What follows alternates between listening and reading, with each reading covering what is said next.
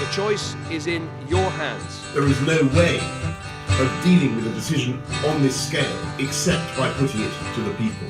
Let's take our country back again. Ultimately, people will have a chance tomorrow to take back control of our democracy. We're an island nation that is used to running ourselves. If you controlled the numbers that came to Britain, you could adequately provide for education or health or whatever it might be.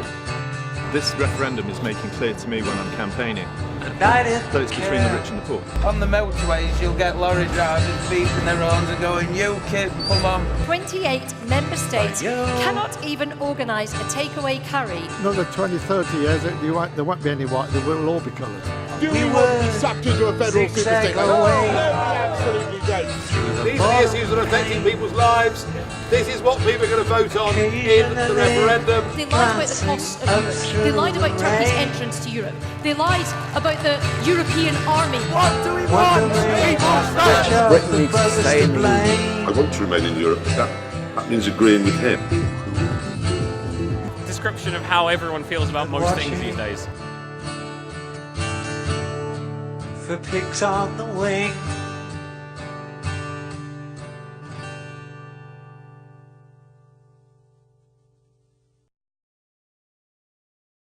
My overall thoughts on Brexit is one that it was needless. It never needed to happen. Well, I think we are not going to get Brexit because Theresa May is selling us down the river.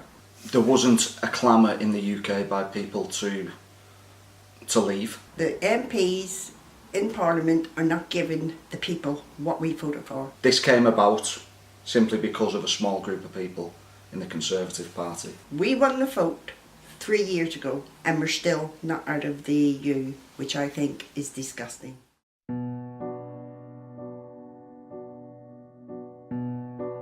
Well, at 20 minutes to 5, we can now say the decision taken in 1975 by this country to join the common market has been reversed by this referendum to leave the EU.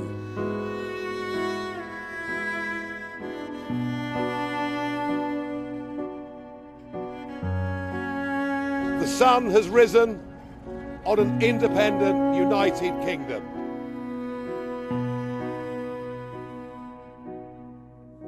I have now tabled a motion of no confidence in this government.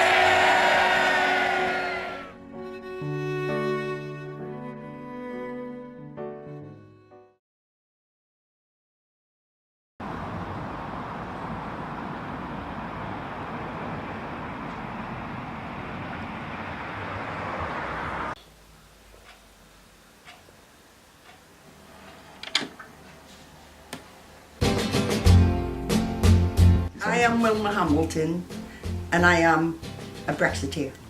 The government are a load of rubbish. A lot of them are Remainers. There's only a few Brexiteers MPs. The government is not listening to what the people voted for.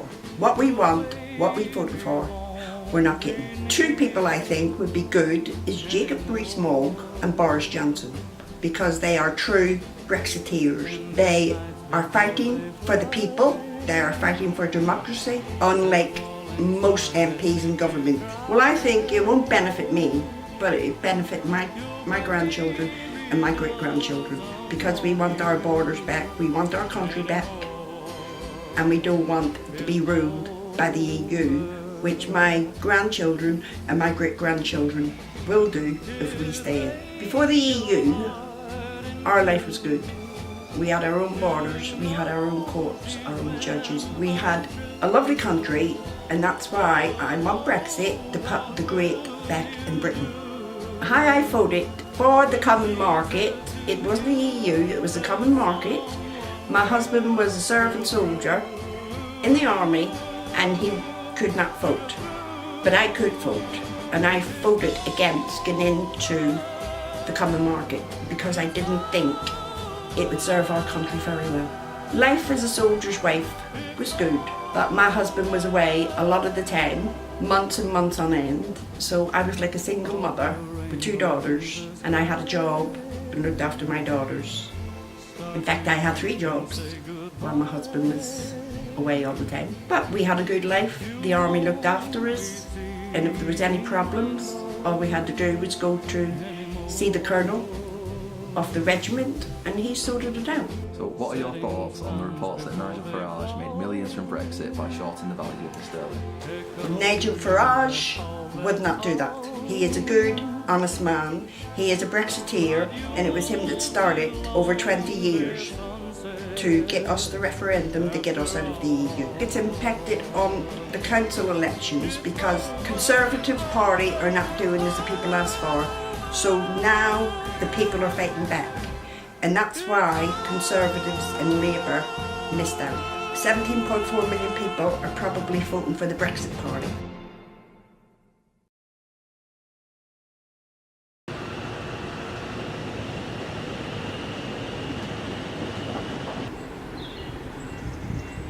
My name's Ray Stevens. My stance on Brexit would be one of, well, I voted Remain, but I'm pragmatic enough to know that we lost and probably should have just got on with it by now. We've had a succession of Brexit ministers, I think David Davis, starting with him, at every press conference after his meetings with Juncker, with Tusk. We were told that progress was being made. There's differences, there's loads of differences, but at every stage we were told. David Davis didn't tell us anything at one of those press conferences about the Irish situation, the backstop. My overall thoughts on how Brexit negotiations have been handled, not just by the Conservatives but by the main opposition as well, awful. Who do you think would be the best person to lead Brexit negotiations? Well, obviously you're asking me this with hindsight. I would have thought that a group of politicians and civil servants could have handled it in 2 years plus. If you're asking me now with hindsight, a pragmatic centrist politician in the Burnham mould or the David Miliband mould, not the other one, and the same civil servant, Sir Tim someone, I can't remember his name, and the reason I can't remember his name is because he doesn't seem to have been involved in it. He seems to have been a bag carrier throughout all this. But if you're not taking advice from your civil servants, then you're probably not going to get anywhere. Yeah, a centrist politician, pragmatic, sees the good from both sides, but unfortunately there's no one willing to come and take the centre ground in British politics at the moment. My family's future would have been a lot more secure, a lot more optimistic, I would feel about it, had we remained in the EU. Well, it would benefit them by virtue of being in a club that allowed seamless trade, where the situation was already good, where we benefited from European investment. Yes, we had to put some in, but that binds the club together until the likes of your Poland's, Bulgaria's, Romania's are a bit stronger and can afford to pour more in. That might be a little bit idealistic, but yes, we put some in, the Daily Mail and others would argue too much, but we get plenty out of it. The regeneration of Liverpool, for example, was mainly due to EU money. The reports that Nigel Farage made millions by shorting the value of sterling doesn't surprise me. It's his background. It probably isn't illegal. It's certainly immoral, given that he was campaigning hard to leave. The laws, particularly financial laws, are made by rich people for rich people. That isn't me being a crazy socialist, that's just a fact. So the fact that he's made it, and your likes of Jacob Rees-Mogg have probably made money from investments I think he's making in Ireland. Probably the head of state is making money from investments she has. None of it surprises me. Probably not illegal, as I said before, certainly immoral. Do you think there are any benefits in leaving the EU? I should imagine there's bound to be one or two, but again, not overall for the majority of people. There will be a few benefits to rich people of bringing financial laws where they won't feel as though the pesky EU are interfering in their affairs.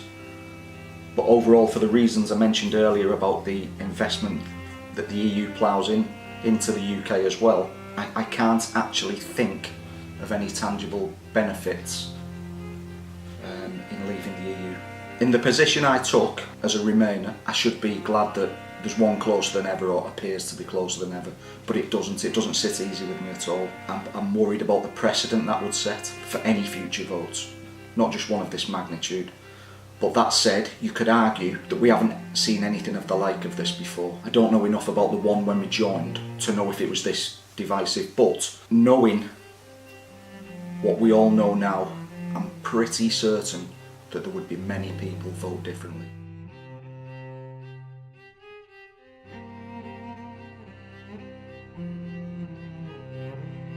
Our politics may be under strain, but there is so much that is good about this country, so much to be proud of, so much to be optimistic about. I will shortly leave the job that it has been the honour of my life to hold. The second female Prime Minister, but certainly not the last. I do so with no ill will, but with enormous and enduring gratitude to have had the opportunity to serve the country I love.